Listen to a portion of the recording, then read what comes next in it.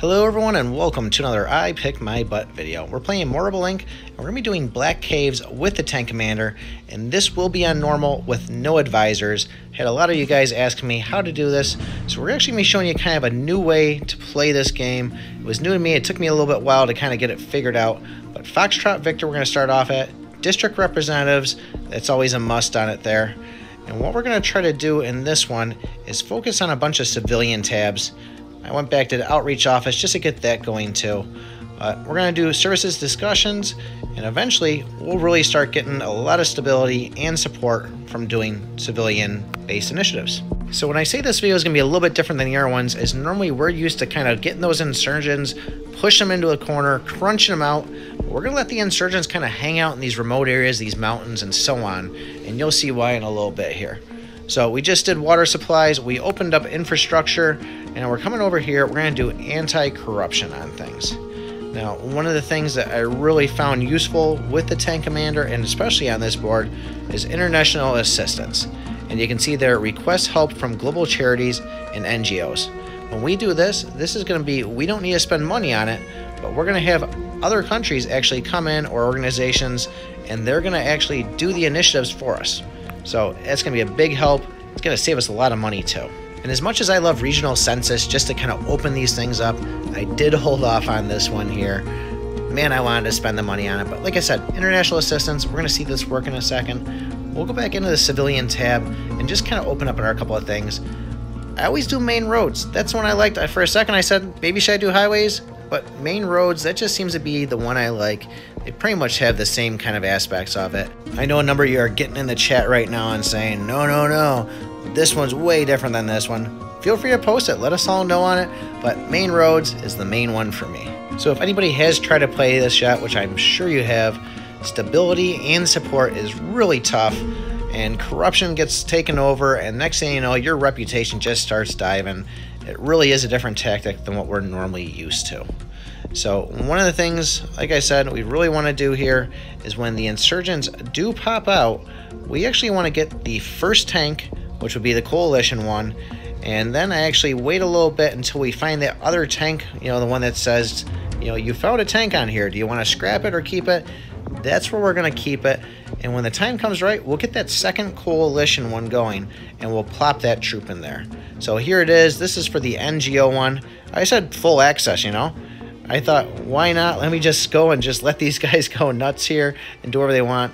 But it significantly increases inflation and corruption. So keep that in mind if you do choose that one. I got to tell you, it was really nice having these initiatives just get done on their own. I didn't have to spend money on them. It seems like they were actually pumping out a whole bunch of civilian ones. But on the other side, my inflation was jacked up really high, about halfway up on the bar there. So the things that I did want to spend money on, yes, I did have to spend a little bit extra, more than I would, a couple of dollars extra here and there.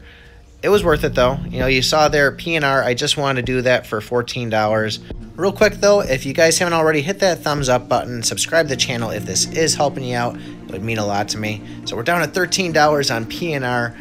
I'm kind of screwing myself on this, unfortunately, because here you go, Core Health. It is a free one they did. I think that's about $5 we just saved. But let's see, PNR is now up to $19. And it took me a little bit. I kept on playing this game of, I'm going to spend it, and then another charity. I'm going to spend it in another charity.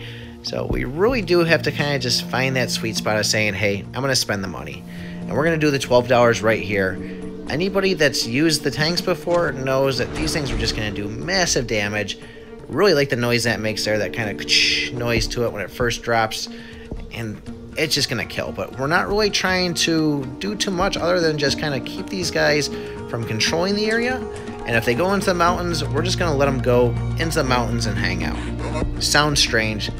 Any other time I would tell you to pinch these guys off, but it's really tough to have the support with having the tanks because they don't support one troop to the other. So if you're going to pinch them off, you really have to either be in a straight land area, or you have to have 3 actual troops that can send the lines back and forth and feed, or garrisons, or a couple other things.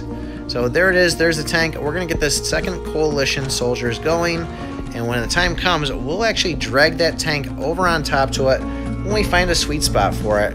And there it is, deploy tank. So we have that. And if this is your first time using tanks, once we get that troop out there, you physically have to drag that tank over on top of it. The blue and the green means that you can use it on either a coalition or a national. But we're just going to take it once we find the spot for it. I thought about putting it there up in that corner. I said, no, what? I'm going to hold off on it. But right down here, bottom left, significantly reduces the damage that those tanks are going to do to cities. That is a huge one that you need to do on this. Otherwise, it's going to drive your support right down on it. So definitely a key item to use with this tank commander. Make sure you're keeping an eye open for when new insurgents pop up, or even those faded question marks, because that's going to let us know where those rebel bases are hiding out or where they're near.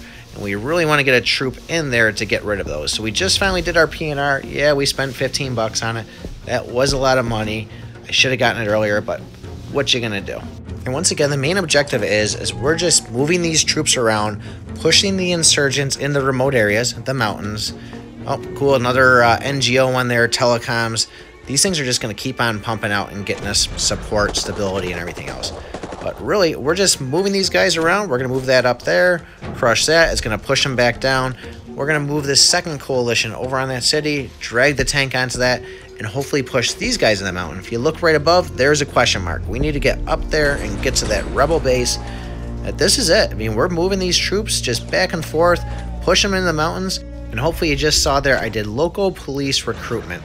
That's going to start building up these initiatives of these zones, make it where we actually have borderline defense with police inside places, so when the insurgents do come in there, they'll get taken right out without those tanks. That seems to be a pretty decent one to be doing on this. I did wait for a little bit because these guys are starting to get a little bit crazy. We do have a cave there, and we will eventually get that tab once we get some actual troops out instead of the tanks.